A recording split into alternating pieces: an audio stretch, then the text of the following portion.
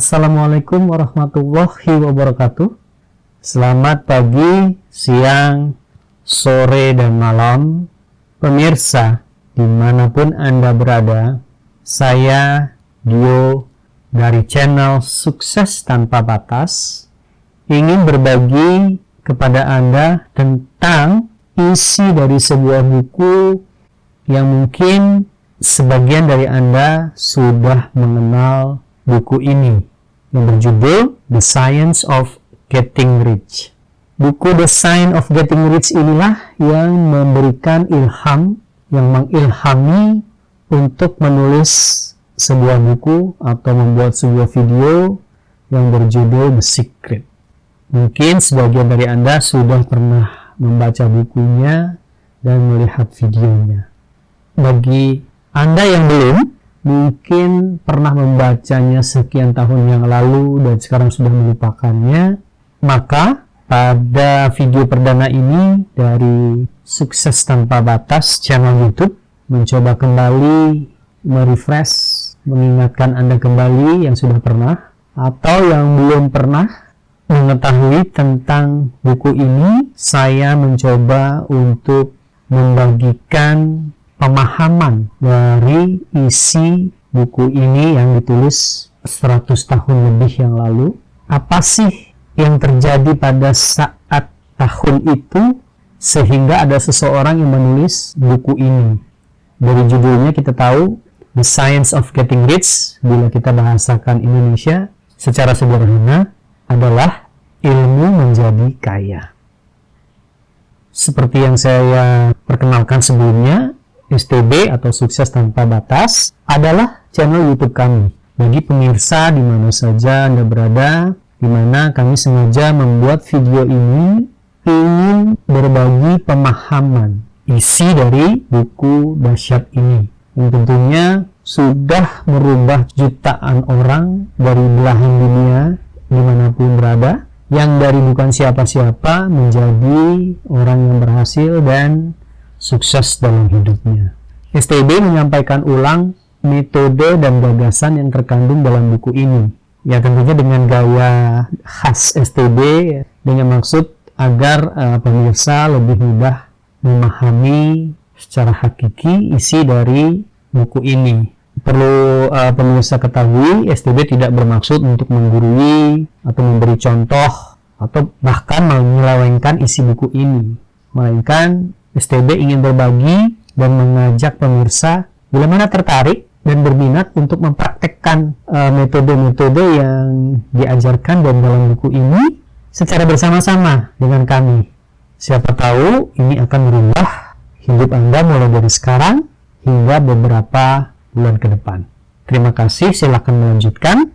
Bila Anda tertarik, silahkan subscribe, pencet loncengnya, dan jika Anda berkenan, silahkan share ke teman-teman Anda. Salam sukses selalu, Sukses Tanpa Batas. Jika Anda tertarik untuk mempraktekkan isi dari buku ini yang berisi tentang metode-metode menjadi kaya, bisa kita lakukan bersama-sama dengan STB. Jika Anda tertarik, silahkan subscribe, like, dan share ke teman-teman Anda.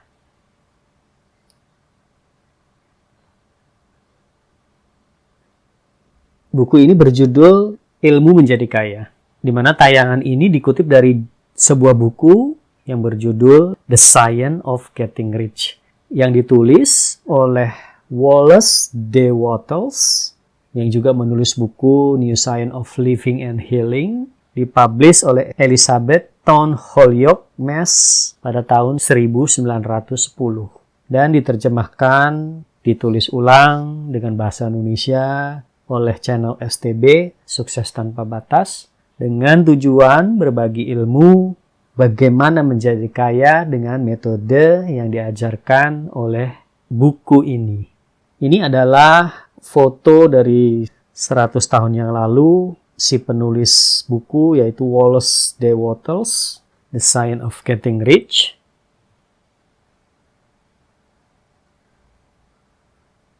Baiklah, pemirsa, kita mulai dari kata pengantar yang ditulis oleh beliau. De Wallace. Jadi beliau menyebutkan ini adalah buku yang pragmatis, bukan buku filosofis. Buku ini membahas manual praktis. Jadi banyakkan untuk dipraktekkan. Jadi bukan sebuah risalah dari sebuah teori. Nah, buku ini ditujukan bagi orang-orang yang saat itu ya berkebutuhan mendesak soal uang. Tentunya ini juga bisa kita praktekkan masa sekarang karena masih logis. Di mana orang yang ingin kaya dulu dan berfilsafat kemudian. Jadi kaya dulu deh, terfilsafatnya belakangan.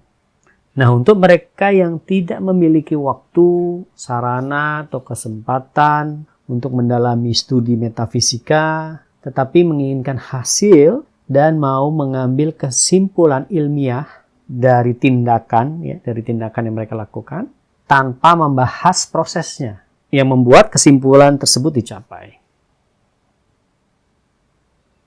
Nah, diharapkan pemirsa akan menerima pernyataan mendasar dari dasar keyakinan. Sama halnya disebutkan di sini, pernyataan ini tentang hukum aksi listrik atau electrical action yang ditemukan oleh Marconi dan Edison pada saat itu, dan mengambil pernyataan atas dasar keyakinan bahwa dia membuktikan kebenarannya dengan tanpa rasa takut atau ragu apa yang dia yakini. Apa yang dia yakini adalah setiap orang yang melakukan ini pasti akan menjadi kaya. Yang dimaksud adalah melakukan metode atau yang diajarkan oleh buku ini pasti akan menjadi kaya. Karena ilmu yang diterapkan di buku ini disebutkan adalah ilmu pasti dan tidak mungkin gagal. Jadi sekali lagi, ilmu pasti dan tidak mungkin gagal. Nah, bagi orang yang ingin menyelidiki teori tentang filosofis dengan keyakinan yang harus didasarkan pada logika, sang penulis mengutip sebuah teori yang cukup terkenal pada saat itu, yaitu the monistic theory of the universe. One is all and that is one. That one substance manifests itself as the seeming many elements of the material world. Yang artinya adalah dari teori monistic universe ini, yang bila kami terjemahkan adalah satu adalah untuk semua. Dan bahwasanya semua adalah satu. Jadi bahwa di alam ini ada sebuah substansi, atau Anda bisa membacanya sebagai zat, ya, zat di alam semesta. Zat itu memanifestasikan dirinya sebagai elemen yang nampaknya banyak dari alam semesta di mana kita berada. Jadi intinya pernyataan ini adalah semua yang banyak itu sebenarnya adalah perwujudan dari satu hal, yaitu sebuah substansi atau zat. Jadi sebuah zat bisa dimanifestasikan atau memanifestasikan dirinya menjadi elemen-elemen yang banyak yang sekarang kita lihat. Oke, kita lanjut.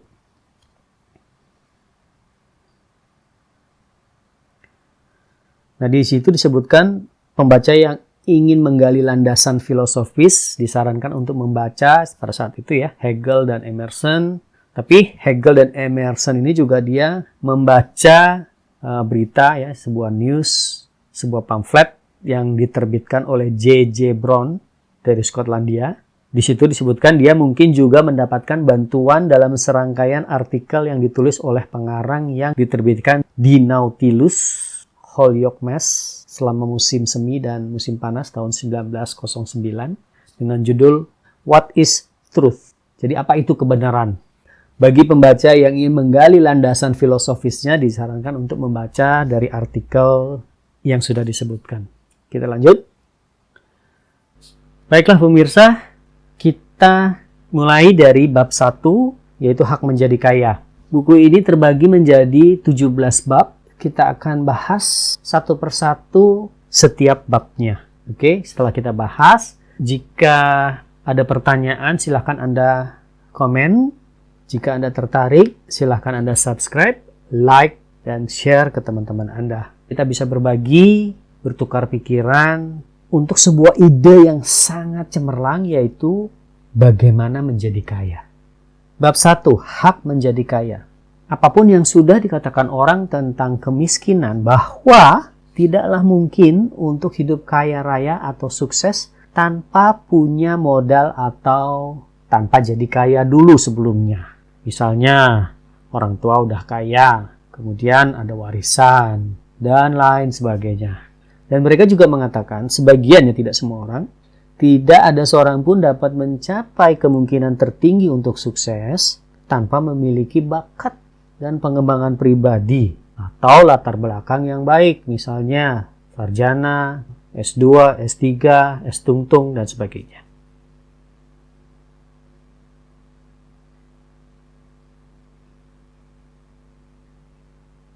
Kemudian kita lanjut. Secara naluri, manusia berkembang melalui pikiran, jiwa, dan tubuhnya dengan memanfaatkan banyak hal. Kepercayaan masyarakat yang tertanam sudah sangat kuat bahwa manusia harus memiliki uang untuk dapat memiliki sesuatu. Benar kan ya? Harus punya uang untuk memiliki sesuatu dan untuk memiliki banyak keinginan. Oleh karena itu, dasar dari semua peningkatan bagi manusia yaitu ilmu menjadi kaya. Baiklah pemirsa, kita lanjut ke halaman berikutnya.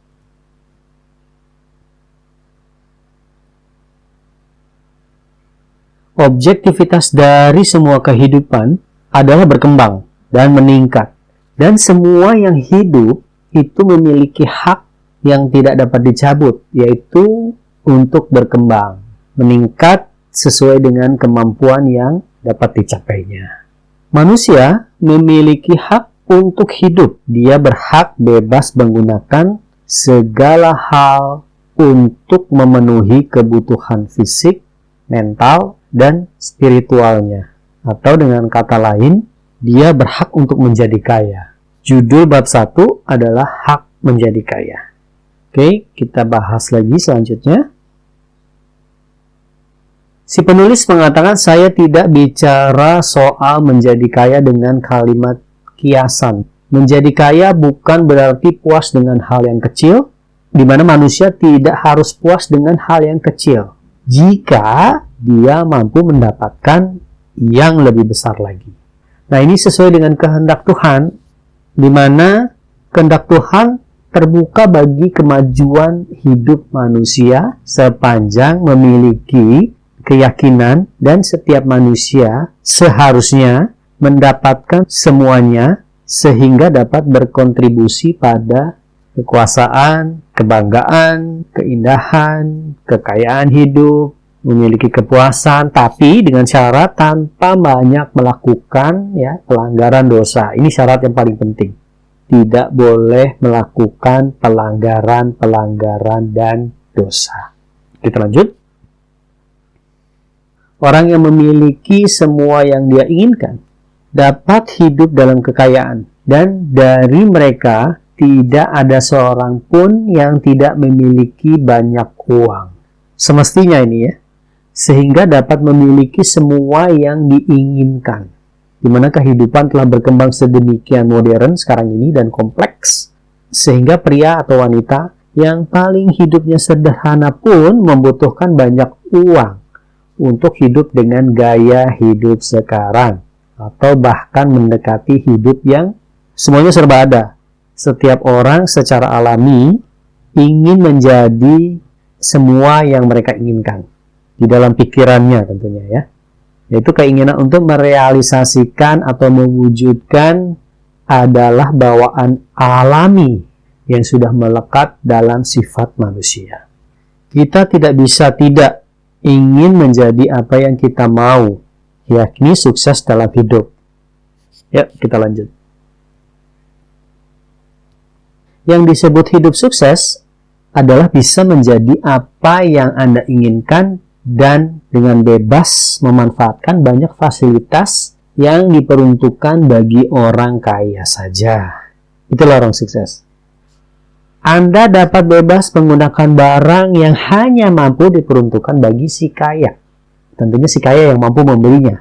Karena itu, di sini pentingnya, memahami ilmu menjadi kaya adalah hal yang paling penting dari semua ilmu yang ada di dunia ini. Ya, kita anggap aja begitu, kita mengarah ke sana. Kita ikuti saja alurnya, biar mengalir, mengikuti buku ini, dan mengarahkan kita pada ilmu-ilmu bagaimana menjadi kaya. Tentu tidak ada salahnya ingin menjadi kaya. Keinginan untuk sebuah kekayaan sebenarnya adalah keinginan untuk hidup menjadi lebih baik, lebih serba ada, lebih berlimpah, ingin dipuji, ya, secara naluri manusia itu ingin ada kebanggaan. Nah, orang-orang yang tidak berkeinginan untuk hidup lebih berlimpah, ini dianggap orang yang malah tidak normal, ya. Dan demikian pula orang yang tidak berhasrat memiliki cukup uang untuk membeli semua hal yang dia inginkan, nah orang itu bisa dianggap abnormal.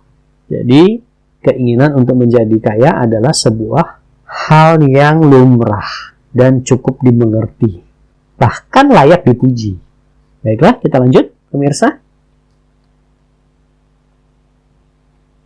Ada 3 motif yang kita jalani dalam hidup ini, yaitu hidup untuk tubuh kita secara fisik, hidup untuk pikiran, dan hidup untuk jiwa. Nah, pemirsa, ketiga hal ini sama pentingnya. Tidak ada yang harus lebih baik atau harus diprioritaskan.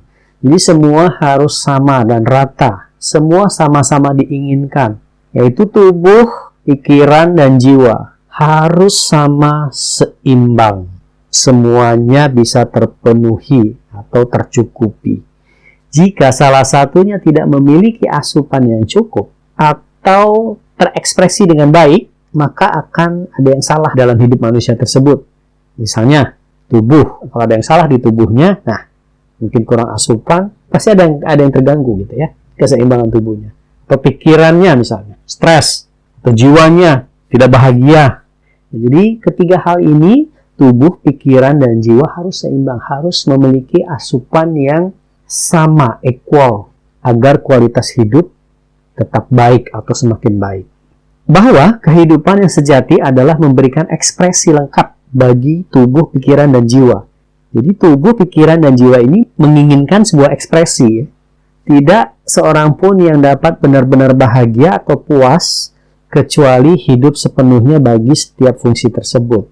Jadi ketiga hal ini, tubuh, pikiran, dan jiwa bisa tersalurkan. Kita lanjut, pemirsa dan teman-teman sekalian. Jika Anda suka, penasaran tentang isi dari buku ini, silahkan Anda subscribe, like, dan share. Manusia tidak bisa hidup sepenuhnya dalam tubuhnya tanpa makanan yang baik, pakaian yang nyaman, dan tempat tinggal yang layak. Atau bahkan kebebasan dari beban kerja yang terlalu berlebihan. Tentunya kita memiliki keinginan untuk melakukan atau mendapatkan pilihan bekerja dengan beban yang bisa kita pikul. Walaupun kadang itu bukan pilihan. Ya, pada dasarnya manusia ingin bebas dari beban kerja yang terlalu berlebihan. Manusia ingin juga beristirahat dan rekreasi untuk kehidupan fisiknya. Dia juga mau bisa hidup, misalnya punya waktu untuk membaca buku, untuk belajar, melihat televisi, hiburan, beribadah, kemudian jalan-jalan, cuci mata, melihat keindahan, atau persahabatan dan pertemanan, kebanggaan, penghargaan bagi jasmaninya. Itu adalah sifat dari manusia pada dasarnya. Untuk hidup sepenuhnya dalam jiwa, manusia harus memiliki cinta. Dan cinta menolak ekspresi kemiskinan. Jadi mungkin hanya ada di film saja ya. Yang penting cinta, miskin tak apa. Anda harus menjadi kaya dan memiliki uang untuk memelihara cinta tersebut. Sebuah pasangan saling mencintai walaupun hidup miskin. Tapi saat mereka berumah tangga, mereka harus meningkat. Jangan miskin terus ya. Oke, kita lanjut. Kebahagiaan tertinggi manusia adalah dapat memberikan manfaat pada orang yang dia cintai. Ekspresi cinta yang paling alami dan spontan adalah memberikan hadiah. Contohnya begini, ada rasa senang, ada rasa suka terhadap orang lain. Secara alami dan spontan kita pengen memberikan orang tersebut kebahagiaan atau kesenangan. Misalnya kita memberikan hadiah. Orang yang tidak punya apa-apa untuk diberikan kepada orang lain, kepada pasangannya, kepada suaminya, istrinya, atau ayahnya, bisa jadi dia merasa tidak dianggap sebagai orang yang sejati atau laki-laki sejati. Setiap orang memerlukan kehidupan yang penuh untuk tubuhnya, untuk mengembangkan pikirannya, dan untuk membuka jiwanya. Ya, sekali lagi, untuk tubuhnya, untuk pikirannya, dan untuk jiwanya. Dan semua ini untuk menyenangkan hatinya dan tentunya juga orang lain. Karena itu, sangat-sangat penting bagi dia bahwa dia harus kaya. Sudah sangat tepat bila Anda ingin menjadi kaya. Jika Anda seorang pria atau wanita yang sehat, normal, jasmani, dan rohani, tidak bisa tidak, Anda harus kaya. Jika itu Anda, maka Anda harus kaya. Yang dimaksud Anda harus kaya tentunya dengan cara yang benar seperti yang ditunjukkan di dalam buku ini. Anda harus memberikan perhatian terbaik pada motivasi untuk menjadi kaya ini dengan cara yang benar. Jika Anda mengabaikan motivasi ini, Anda akan tertinggal dan menemukan diri Anda pada situasi standar yang sulit berkembang dan sulit meningkatkan hidup Anda. Lakukan ini karena Tuhan dan karena kemanusiaan. Anda dapat memberikan kepada Tuhan melalui layanan sosial kemanusiaan pada sesama Anda. Misalnya Anda berbagi atau bersedekah. Gimana caranya? Karena Anda harus kaya. Karena diri Anda kaya dan Anda mampu berbagi. Inilah momen terbaik dan terindah dalam diri Anda.